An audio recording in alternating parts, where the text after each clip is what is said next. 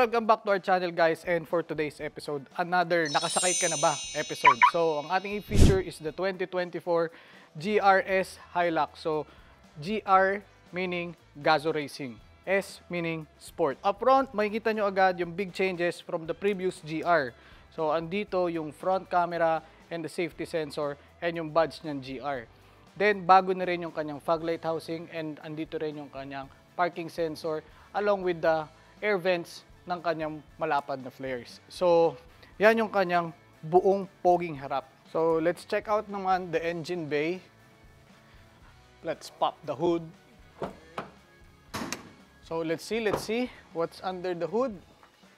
Okay, so naka-hood damper. So, ito na yung bagong engine ng Hilux. It's a 4-cylinder 2.8 turbo diesel engine with an output of 204 horsepower and 500 Newton meter of torque. So on the chart, meron tong 8.1 liters per 100 kilometers at ang kanya namang pong fuel tank capacity is 80 liters.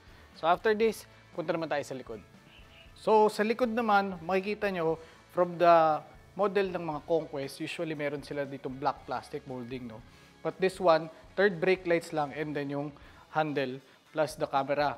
And also, pag GR, automatically, walang mga chrome. So, black out ang kanyang emblems, pati itong Hilux and Toyota, plus yung badge ng GR Sport.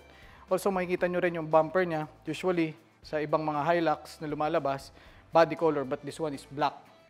And, meron na rin siyang tail assist. So, magaan yung pagbukas ng tailgate.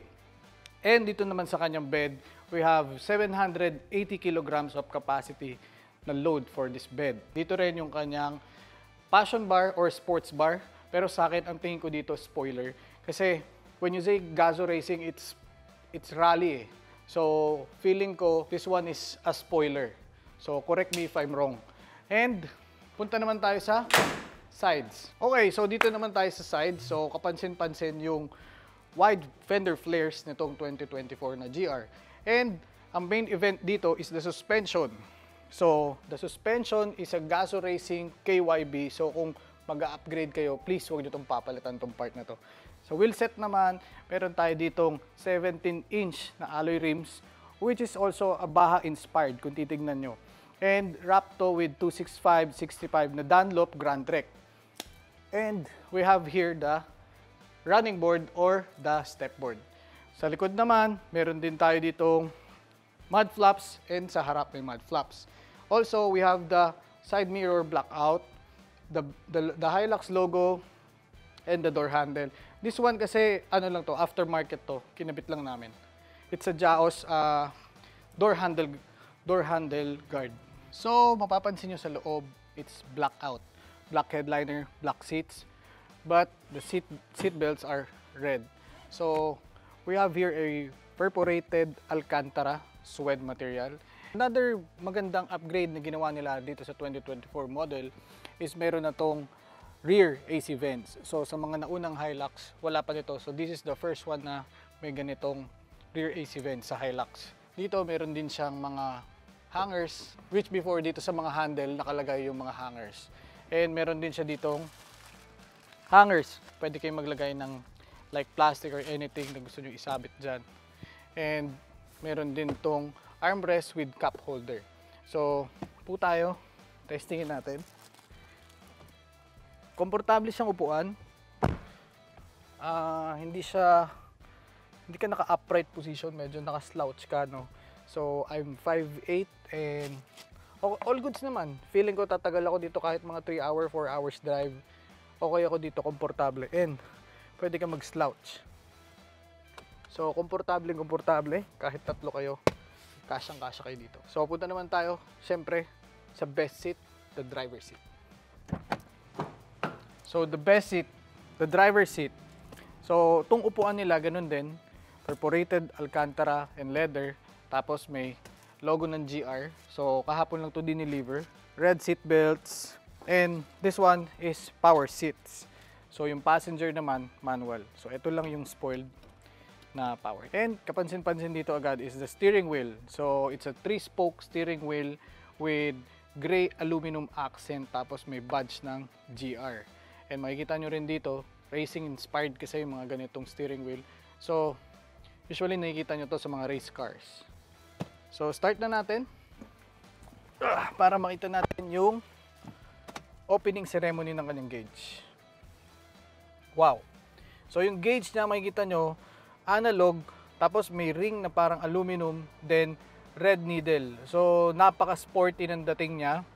And napakaganda dahil meron din siyang screen sa gitna. So, yun yung parang pinaka information ng buong sasakyan mo. So, nandyan yung range, nandyan yung temperature. Ito, you have the controls over here para dun sa screen sa gitna. So, pagbigyan nyo na yung mukha ko, bagong peel, bagong derma, pula, sugatan pa. And dito naman sa ating head unit, so nakakaingit yung head unit na to kasi yung model ng akin is the 2021. Hindi pa ganito kaganda. So this one, 9 inches na infotainment. Parang full touchscreen siya pero meron pa rin siyang slot dito ng USB and Type-C. So, dito naman tayo sa climate control. It's a dual climate zone. Pwede siyang magkaiba ng temperature yung driver and yung front passenger. Then, we have here the downhill assist control, the differential lock, the traction control, and this one. So, meron din tong wireless charging hub.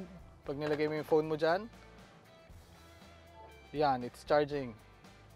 Okay? Tapos dito naman sa kanyang shift area, makikita nyo yung shift knob niya is the same with the previous model and also this one.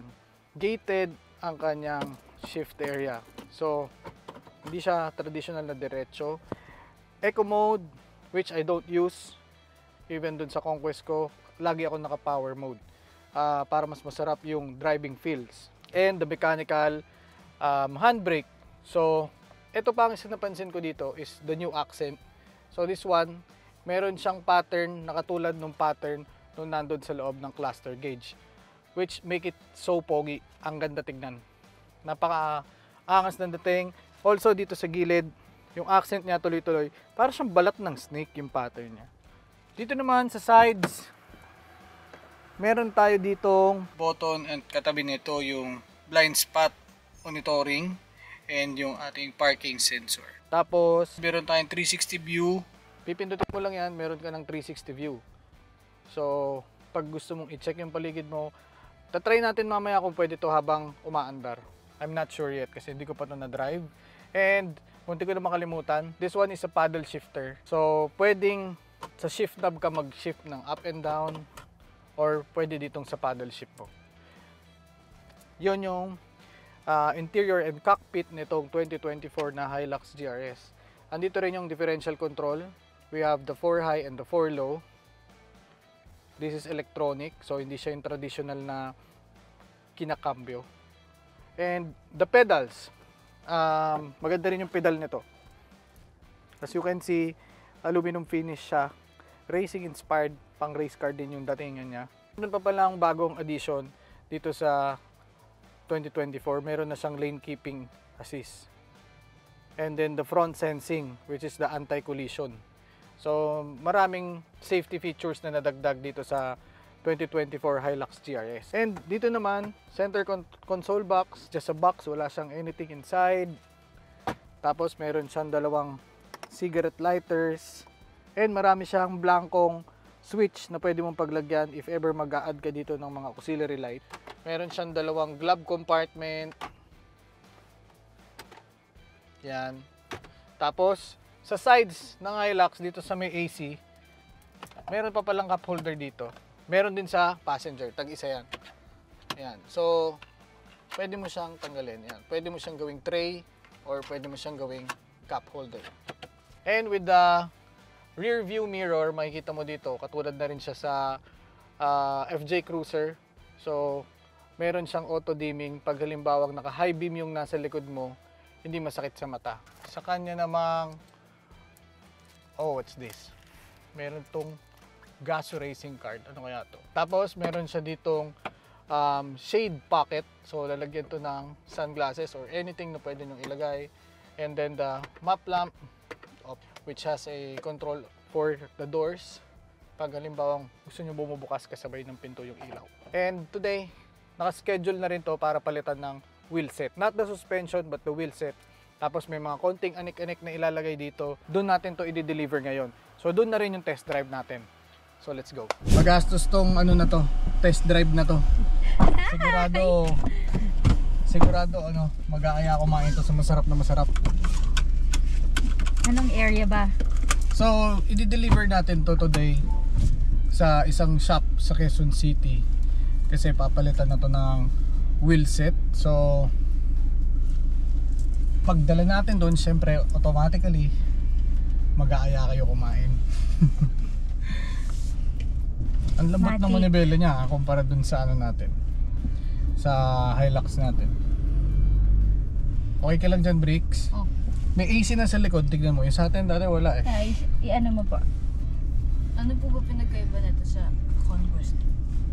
Madami. Yeah, like this. Yung buong front niya, yung buong dashboard niya, mas maganda na. And tingnan mo yung seatbelts red. Sa yung suspension niya talaga, promise wag yung papalitan yung suspension niya. Ang ganda ng ride.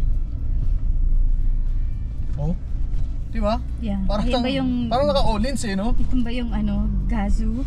Oo, Gazoo Racing na KYB suspension. Oo nga, sasabihin ko palang kala mo naka-ano. Parang naka-all-ins. Yeah. Di ba? And sarap hawakan naman yung bela niya. Ano ba yung ano niya? Nibela niya? So, leather pa din. But, ano siya, may accent ng GR. So, yung fuel consumption niya, based on the spec sheets, is 8.1 liters sa 100 kilometers. So, syempre, depende yan sa driving habits. And, ang maganda dito, you still feel like driving a pickup truck. Kasi, yun yung kaibahan niya with the Raptor. Sa Raptor kasi talagang lahat is sobrang lambot. So nandito na tayo ngayon sa Calax and matetest out na natin yung driving feels niya ng mas okay kasi kanina nasa loob tayo ng village. So this one is a 6-speed automatic transmission with paddle shifter and yung kanyang bagong turbocharged 2.8 diesel engine. So bago na yung makina to from the previous models ng mga Hilux. Mas responsive siya. Kanina naramdaman ko kaagad. So pansin ko kaagad na konting tapak mo lang talagang binibigay niya talaga agad. So right now we're running 100 kilometers per hour and smooth na smooth yung ride niya. Usually kasi pag bago yung sasakyan, di ba, inaantay pa natin mag-settle yung suspension kasi medyo stiff pa. Pero ito ramdam mo talaga agad na malambot, comfort. And pagdating naman sa power deliberation, talagang ganda ng response ng makina. And super smooth yung pag-shift. Try natin mag-engine brake with the paddle shift. Oh, ganda ng response. Bumagal ka yung sasakyan pero hindi mo naramdaman na parang hinila ka.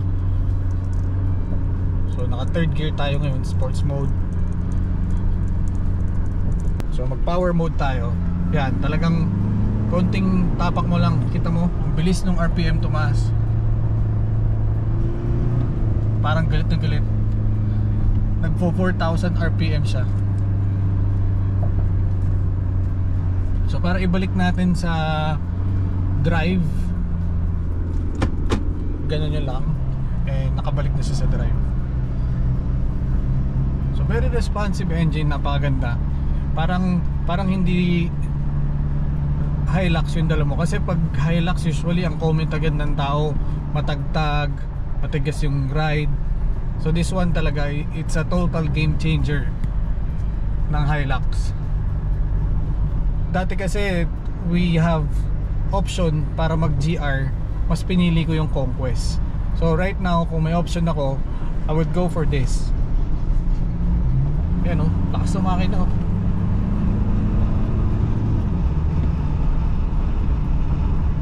And yung brakes, improve yung brakes, yung handling.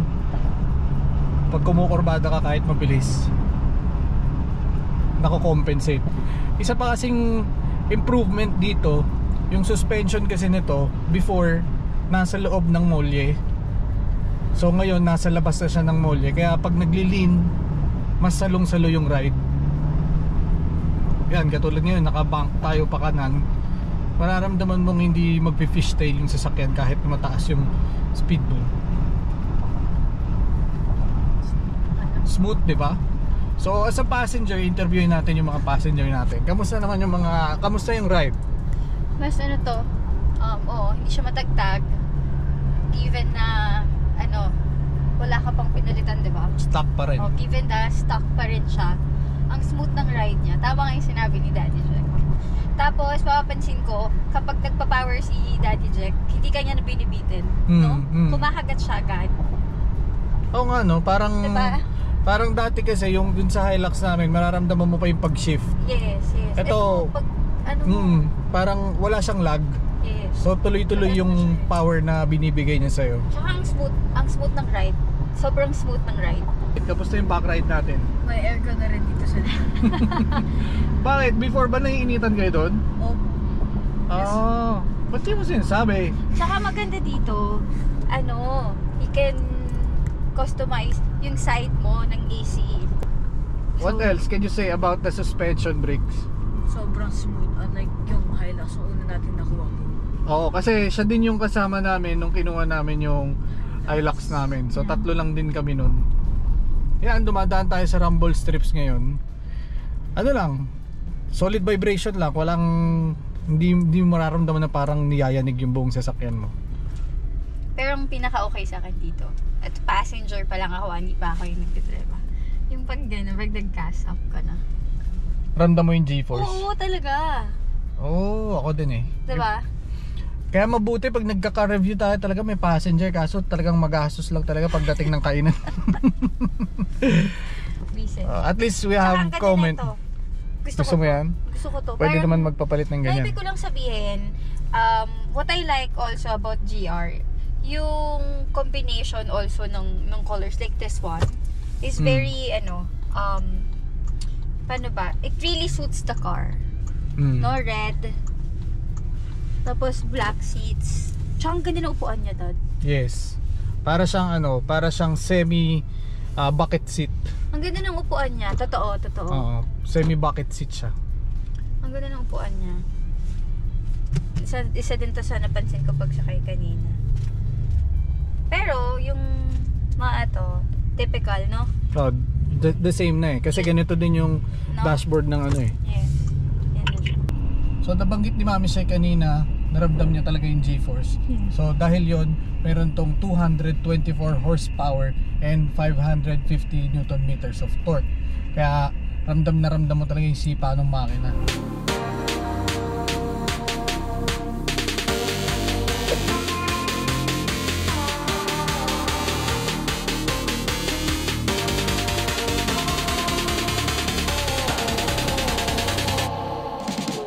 So after driving for almost 2 hours, malapit na tayo ngayon dito sa shop na pagdadala natin.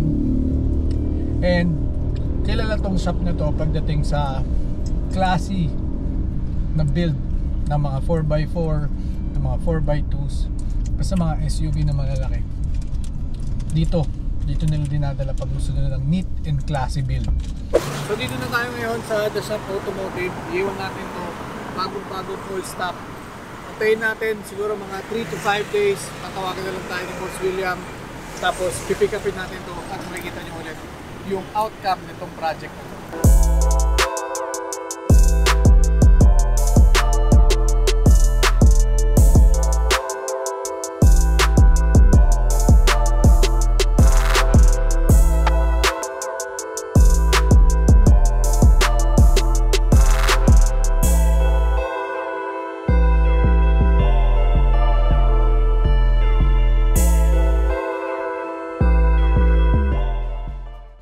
So for the final output ng project na to, hindi na tayo ang pumikap sa TSA kasi nasa trail tayo during that time. So yung usual na pinapalitan sa sasakyan para pumogi is the wheel set. So we have here a TE37 on magnesium blue, wrapped with BF Goodrich na KM3.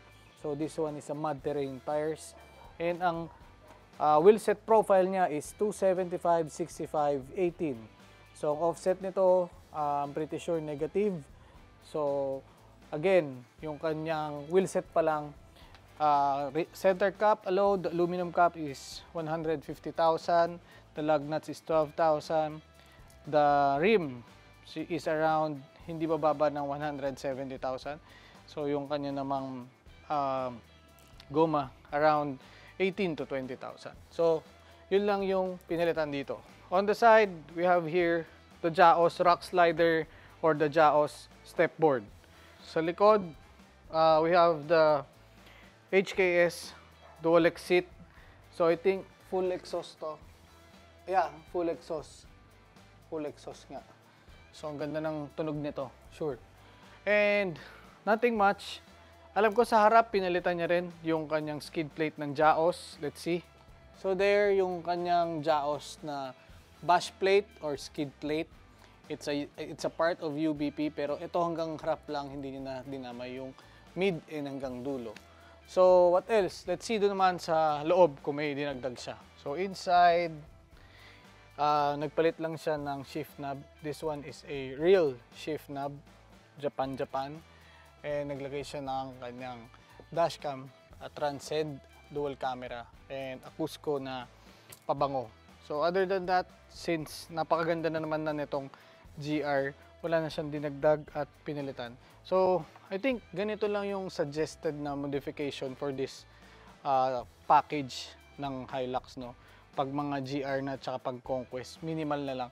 Not unless if you're going for heavy off-roading or heavy overlanding. Pero this one kasi is dedicated for daily / minsan magka-camping. So if you're thinking of getting a GR versus a Conquest, para sa akin, mag-GR kayo. Ito yung masasabi ko na perfect pang daily / pang camping. So to wrap it up, it's a total different Hilux from all the rest ng previous model. So kung hindi pa kayo nakapag-drive nito, hindi nyo talaga pwedeng sabihin na katulad lang to ng mga previous models. Kasi a total different suspension feels, a total different of driving feels, a total different feel of torque. So iba talaga yung power nito. And ang maganda dito kasi it's a total package. Kumbaga hindi mo na kailangan gumastos masyado. So out from the dealership, palit ka lang siguro ng magandang wheel set para lang medyo iba ka at hindi generic, no? Pero other than that, talagang hands up with this one. And gusto ko lang din i-remind everyone na pag nanonood po kayo ng Jack episodes, after po ng end credits, meron po kami laging teaser ng susunod na episodes. So yun lamang po. Again, thank you for watching Jack episodes. Maraming salamat po sa lahat na nanonood at sa lahat po ng mga bagong viewers. Welcome po sa aming channel, and sa mga hindi pa po nakapag-subscribe, road to 100,000 na po kami, 70,000 po kami ngayon. Please help us to reach that silver play button, kaya huwag niyo pong kalimutan mag-subscribe. So again, thank you po at maraming salamat. See you next episode. Ingat!